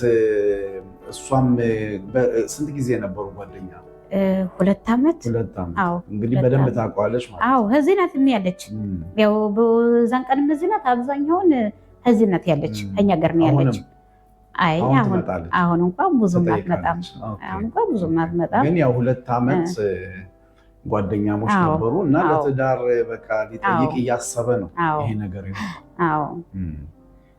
እና እንዴት ነው ታዲያ ከዛ በኋላ ያው አንቺ አይንሽ እያየ ነው እንግዲህ እስራኤል ሲወርቅ ያየሽው እንዴት ነበር ያን ጊዜ? እስኪ መለስ ብለሽ ሁኔታውን አንቺ ያሳለፍሽው ሁኔታ እንዴት ነበር? እናት ነሽና እንደዚህ አይነት አጋጣሚ ብዙን ጊዜ የለም። እናት እያየች አይኗ እያየ እንደዚህ አይነት ነገር ሲፈጠር እንዴት ነው? ምን ተሰማሽ? እንዴት ነው አሁንስ ያለሽበት ሁኔታ? ሁለት ተስፋዬ እኔ በዛን ቀን ሲወድቅ ያው ለዘላለም ተቀርጾብኝ ነው የቀረ ከጭንቅላቴ።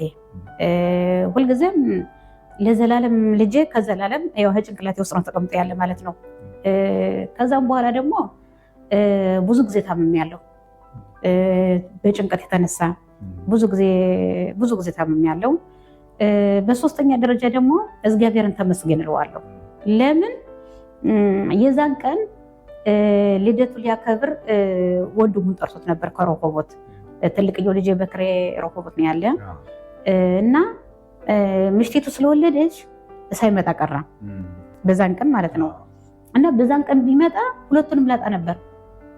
እንግዲህ ማንኛውን ትዛለ ከዚህ ወንድማማቾች አንዱ ውትድርና እያገለገለ አንዱ ውትድርና ሳያገለግል ሁለት ወንድማማቾች ልጆቿ ሁለት ናቸው ወንድሞቿ ልጆቹም የነበሩ ወንዶቹ እነሱም ሞቱባት።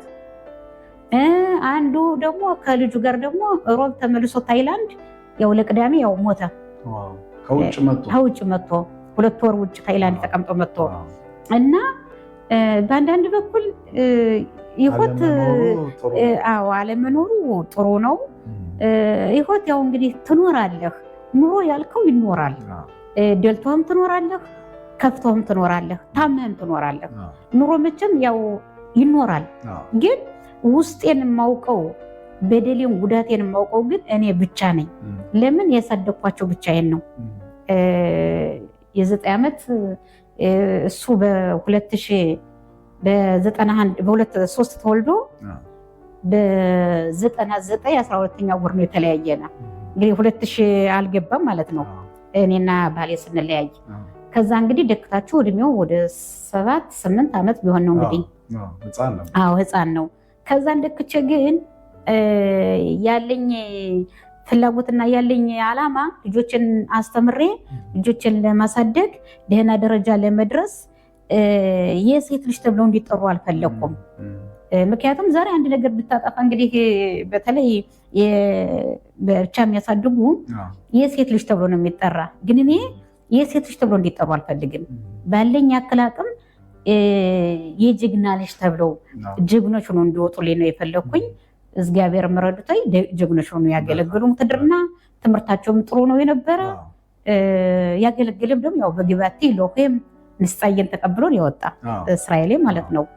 እና ያው በእናትነት ግን ሁልጊዜም መሞ አለ አይጠፋም። እንግዲህ ለውጭ ተመልካቾቻችንም ትንሽ ነገሩ የተብራራን ላይሆን ጊቫቲ ማለት በእስራኤል ውስጥ ካሉት የኮማንዶ ወይም ተዋጊ ክፍሎች ናቸው። በጣም በጋዛም ስራ ይሰራሉ። እንደውም በዚህ ጦርነት በጣም ብዙ የተሰዉ ወንድሞቻችን ጀግኖች ወንድሞቻችን ያሉበት ክፍል ነው። ይህን እንዲያውቁ ብዬ ነው። ጊቫቲ እስራኤል ያገለገለበትም እንደዚሁ በፎቶም እንደሚታየው ያው በጋዛ በተለያየ ቦታም አገልግሏል። እንግዲህ ጀግንነቱ በእውነት ከልጅነት እስከ ተሰዋ ድረስ ነው። ጀግና ሞት አይባልም። እስራኤል እርግጠኛ ነኝ በኦፋኪም ብቻ ሳይሆን በጠቅላላው እስራኤል ሲወሳ ይኖራል ብዬ ነው እንግዲህ ማስበው። ሌላው እንግዲህ እስራኤል ሲሰዋ የልደቱ ቀን በዛው በተወለደበት ቀን ጥቅምት 7 ተወለደ። ጥቅምት 7 ተሰዋ። ይህን ምን ይሰማሻል? የተወለደበት እስራኤል ስሚካት ተውራ ነው የነበረ ሐሙስ ቀን። አሁን ስሚካት ተውራ ወሪቶ ይዘው እየመጡ እኛ ደጃፍ አድርገው ነው የሚያልፉ። አምቡላንስ ተጠራ። አሁን እዛ ጊዜ አምቡላንስ ተጠራ። ሊዳ ካላ እያሉ እንዲያውም ሊዳ ካላ ነው የነበረብኝ። ጭራሽ አልታወቀኝም እንዴት እንደወለድኩት ማለት ነው። እና አሟሟቱ ደግሞ በስሚካ ቶራ ነው የሞተ። ሰባተኛው ወር 10 ቀን ሰባተኛው ወር 10 ቀን ተወለደ። ሰባተኛው ወር 10 ቀን ደግሞ እንትን ሰባተኛው 10ኛው ወር 7 ቀን ሞተ። ያው ዙሮም ደግሞ የወሩ ተባል ዙሮም ደግሞ ያው በ7 ቀን ሞተ እና ይሄ ቀን ያው በእርግጥ አመት ባል ነው ይከበራል። ግን ለኔ ይሄ ቀን ለኔ አይመቸኝም። ለምን ነው የማይመቸኝ? ሁልጊዜ መጥፎ ማስታወሻ እንጂ ጥሩ ማስታወሻ አይደለም ታስታውሰው። በዛን ቀን ስሚካ ቶራ ጥሩ ነው፣ ግን መጥፎ ነገር ነው ለኔ የማስበው ይሄን ቀን ሳስበው ማለት ነው። እንኳንስ በአመት ባል ቀርቶ በአባተ 7 ቀን ሲሆን ይሰማኛል፣ በወሩ ማለት ነው። በወሩ 7 ቀን ሲሆን ይሰማኛል እና ሁልጊዜም እንኳንስ ለኔ ለወለድኩት እስራኤል ለማንም አይረሳም። አንደኛ ከድጉ፣ ሁለተኛ ከጀግንነቱ፣ ሶስተኛ ደግሞ የህይወቱን አሳልፎ የሚሰጥ ማንም የለም። ዛሬ ሄድና ተዋጋ ቢሉት እንኳን ውትድርና ብዙ ምክንያት እያመካኙ ነው የሚቀሩ። ግባቴ፣ ሎሄም፣ ጎላኔ እንደዛ ነገሮች እንትን ያላቸው ድፍረት ያላቸው ነው የሚሄዱ እና እሱ ግን እዚህም ቢሆን ግድ ውጣና ግድ ተታገል ያለው የለም። እንደ ሁሉ ከቤተሰብ የሚመጡ ድረስ ቁጭ ማለት ይችል ነበር። ግን እሱ ያለው ህይወቱን ከፍሎ የራሱን ህይወት ከፍሎ ህዝብ ለማዳን ነው የፈለገ እና ህዝብ እንደተወለደውም እንደነገርኩ እርዳታውም በዛ ላይ ነው የነበረ፣ መጨረሻውም በዛ ላይ የሆነብኝ እና ከባድ ነው የምናሳልፈው። እኔም ብቻን ሳይሆን ልጆችም ራሱ ከባድ ነው የሚያሳልፉት የምናሳልፈው ነገር። ግን ተመስገን ነው ደግሞ የምለው ያው ተመስገን ይባላል። እንግዲህ እንዳልሽኝ ያው እሱ የተሰዋበት ቦታ ላይ የማስታወሻ ቦታ እንግዲህ አስቀምጠዋል። እዛ እንደ ሐውልት ነገር አለ። ይሄ ሐውልት የወደቀበት ቦታ ነው። እንደገናም ደግሞ ኦፋኪም ደግሞ በከንቲባው ስም ጠቅላላ ለ54ቱ እንግዲህ 54 ነው እንግዲህ አሸባሪዎች በዛን ጊዜ የገደሉት። ለነሱ የሚሆን ደግሞ ተለቅ ያለ ሐውልት እስከ ፎቷቸው ይሰራል ብለሻል። እንዴት ነው በዛ ጉዳይ ላይ አሁን በሂደት ነው እየተሰራ ያለ ነገር ነው እነሱን ለማስታወስ ያህል? ከወደቀበት ላይ ጓደኞቹ ናቸው ያሰሩለት የቀቡለት፣ ኤሪያው አይደለም። ጓደኞቹ በአሽዶድ ያሉት ጓደኞች እነሱ መጥተው ልክ እንዳለ አድርገው ፎቶን ጸይረው ከእንትኑ ላይ ከሚጉኖ ላይ አድርገው ያው ልክ እንዳለ ነው ታኳዝ ላይ የነበረው እሱን ሁላ አድርገው ልክ ስታልፉ እንግዲህ በዛ አድርጋችሁ ከሄዳችሁ ታዩታላችሁ። ልክ እንዳለ አድርገው ነው ጓደኞች ነው ያደረጉለት። ጓደኞችን በጣም እወዳቸዋለሁ፣ አከብራቸዋለሁ። እንግዲህ እስካሁን ድረስም አልተለዩኝም የተወሰኑ ጓደኞቹ። ያንም ደግሞ ያደረጉለት ደግሞ ራሳቸው ከፍለው ራሳቸው ነው ያደረጉለት። ይሄ ምንድነው የሰው መውደድ መኖሩን ያስታውቃል እሱ ማለት ነው። እና በኤሪያው ባልከኝ ደግሞ ገና ያው አልተጨረሰም። አዎ ተጀምሯል። አዎ አልተጨረሰም። ያው የሆነ ጸሎት ቤት ነው፣ ቤተ ክህነት ነው። የሁሉ ስም በዛን ቀን የወደቁት ሴቶችም ሆኑ ወንዶች ስም ዝርዝራቸው ገብቶ ከዛ ላይ እንዲቀመጥ እንደ አንዳርታ ነገር ሊሆንላቸው ነው። እና ያው ገና ግን አልተጨረሰም። እናንተ እንደ ቤተሰብ አሁን እስራኤልን አየልኝን እንዴት ልታስታውሱት ትፈልጋላችሁ? እንዴት ነው ህዝቡ አሁንም ያደረገውን ጀግንነት ሁሉ ያየው የሰማው ነው። አሁንም ግን እንዲያው ለወደፊት ተማሪው የሚመጣው ትውልድ እንዴት እንዲያስታውሱት ትፈልጊያለሽ? ይኸውልህ እንዴት እንዲያስታውሱት የምፈልግማ ያው እስራኤል የመረሳት የለበትም። ለምን አርያ የሚሆን ልጅ ነው። ዝም ብሎ በከንቱ አይደለም የቀረ። ከሱ አንደበት ከሱ ስቶሪያ ነገር መማር አለበት ትውልዱ። አንድ ሰው ትውልዱ አንተ ጀግና ከሆንክ ያንተን አርያ ይዤ ነው ተከትዬ መሄድ ያለብኝ አይደለ? እና እስራኤል ደግሞ አርያ መሆን አለበት። ህዝብ እንዲያውቀው ፈልጋለሁ። ማነው እስራኤል ጫኔ ከወፋቂም ተብሎ ህዝብ እንዲያውቀው ፈልጋለሁ። እና ከዛ ነገር ወጣቶች ከዛ ነገር እንዲማሩ ፈልጋለሁ። እኔ ለቤተሰብም ሆነ ለማንኛውም ነገር የምመክረው ጥሩ ልጆች አሉና ጥሩ ጀግናዎች ልጆች አሉና የኮታቸውን የሚሰጡ አሳልፈው የኮታቸውን የሚሰጡ አሁንም ቢሆን ባዛ ያሉት ፈረንጆችም ቢሆን ልጆቻችን ናቸው። የሚሞቱትም ልጆቻችን ናቸው። ዙሮ ልጆቻችን ናቸው። ግን አንድ መሆን ያስፈልገናል።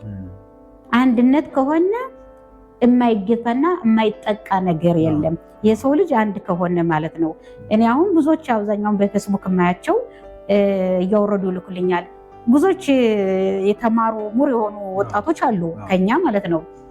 ሀባል እስራኤልን ቀድሞ አውቀነው በሆነ የሚሉ እያወረዱ እየጻፉ ይልኩልኛል በየዓመቱ እና በአንድ በኩል ተመስገን እላለሁ። ለምንድነው ተመስገን የምለው? ባሉ ባልታ አልሞተም ልጄ በደህና ደረጃ በደህና ለዘላለም። በእርግጥ ልጅ የለውም ልጄ ግን ልጅ እንዳለው ሁላ በክነሴት ይከበርላቸዋል። እንግዲህ ጀግኖች ስማቸው ሁልጊዜም የጀግና ስም ሁልጊዜም አይጠፋም፣ በምትሄደው ሁሉ አይጠፋም እና ልጄ በየቦታው ሲከበር ተመስገን እላለሁ። ተመስገን ልጄ በከንቱ አይደለም የቀረ ልጄ ኮርቶ ህዝብን የሚያኮራ ልጅ ነው እና ስለዚህ መጪው ትውልድ መማር አለባቸው።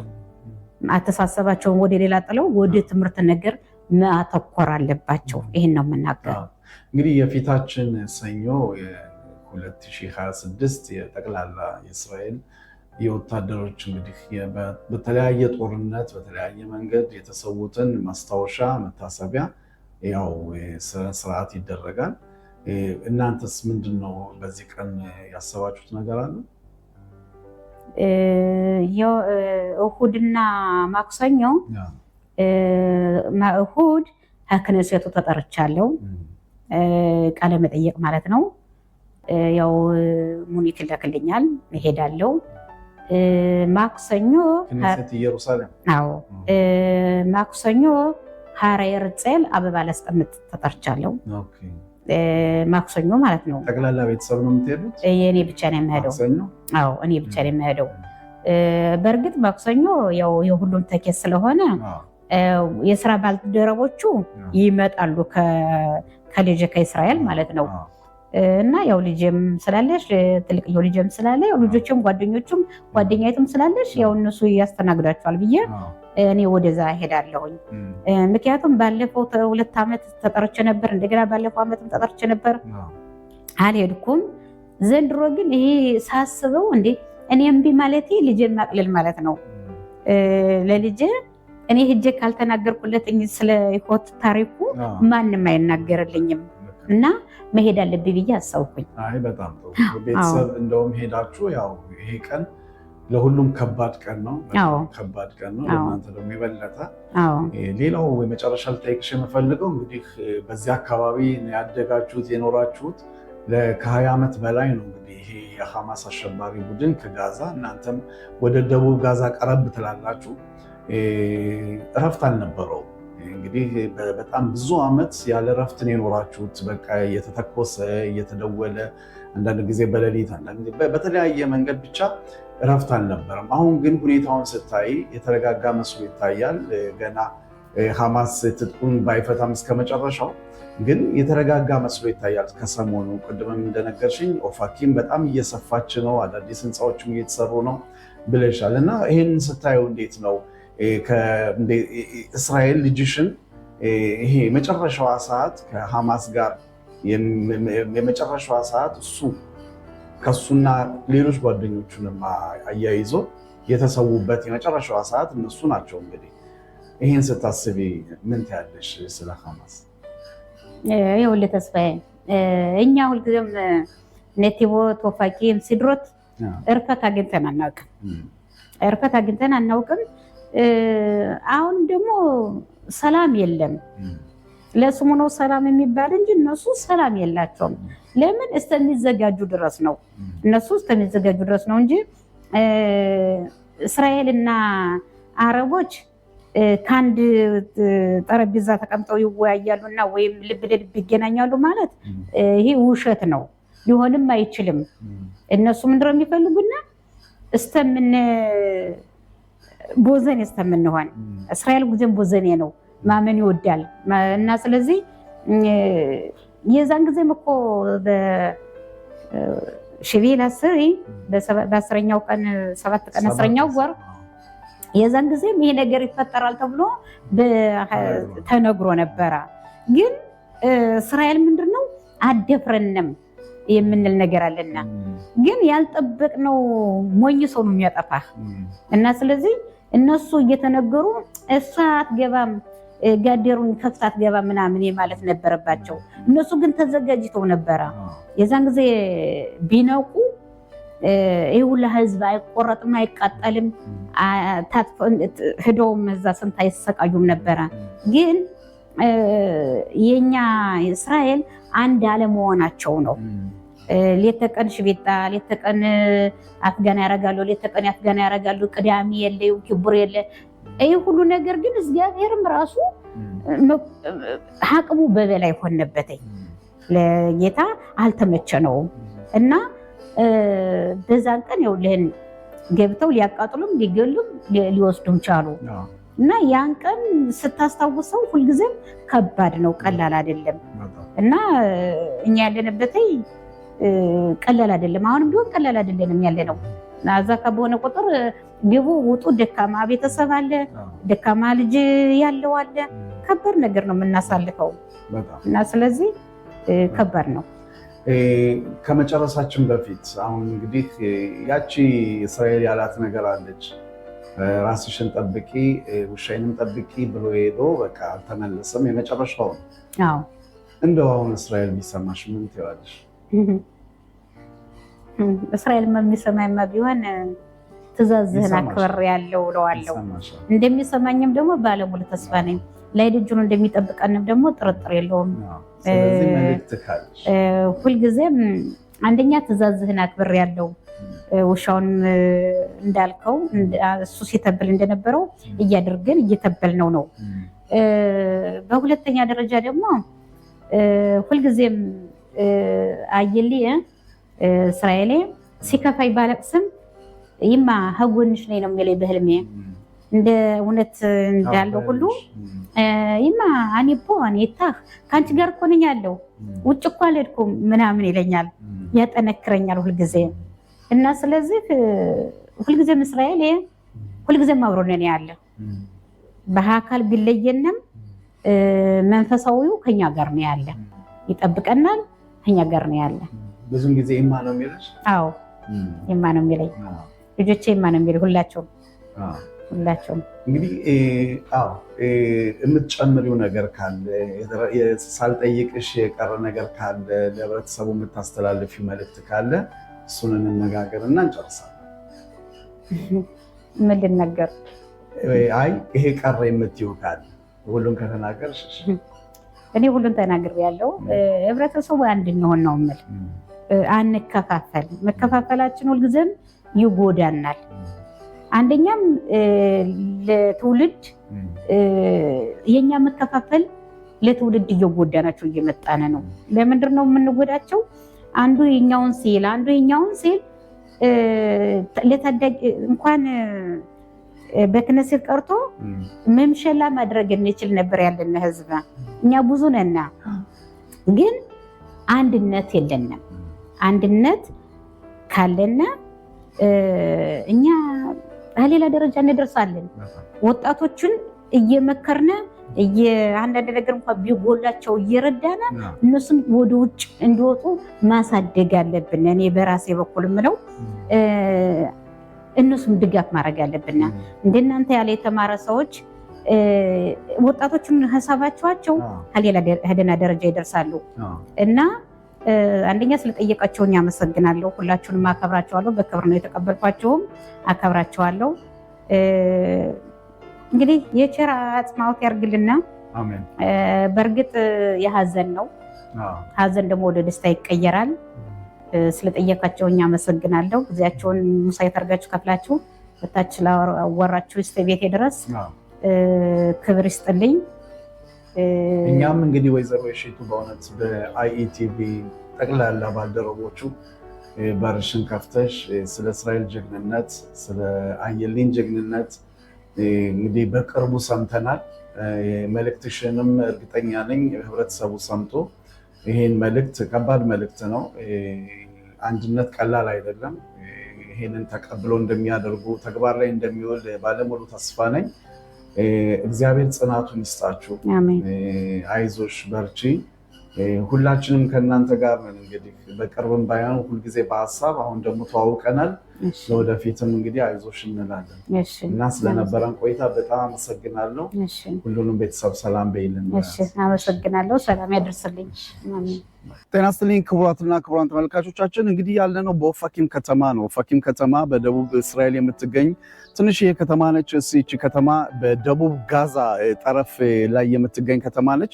በጥቅምት 7 በአሸባሪው በሐማስ እንግዲህ ቡድን ከተከበቡት ከተሞች አንዷ ነች። እዚህም በኦፋኪም ከተማ ብቻ 54 የሚሆኑ ንጹህ ዜጎች የተገደሉበት ቦታ ነው። ከተገደሉት ንጹህ ዜጎች ውስጥ አንዱ እስራኤል ሙጬ ነው። እስራኤል ሙጬ እንግዲህ ልደቱን አክብሮ በተመለሰበት ጊዜ ነው ይህን ክስተት የሰማው።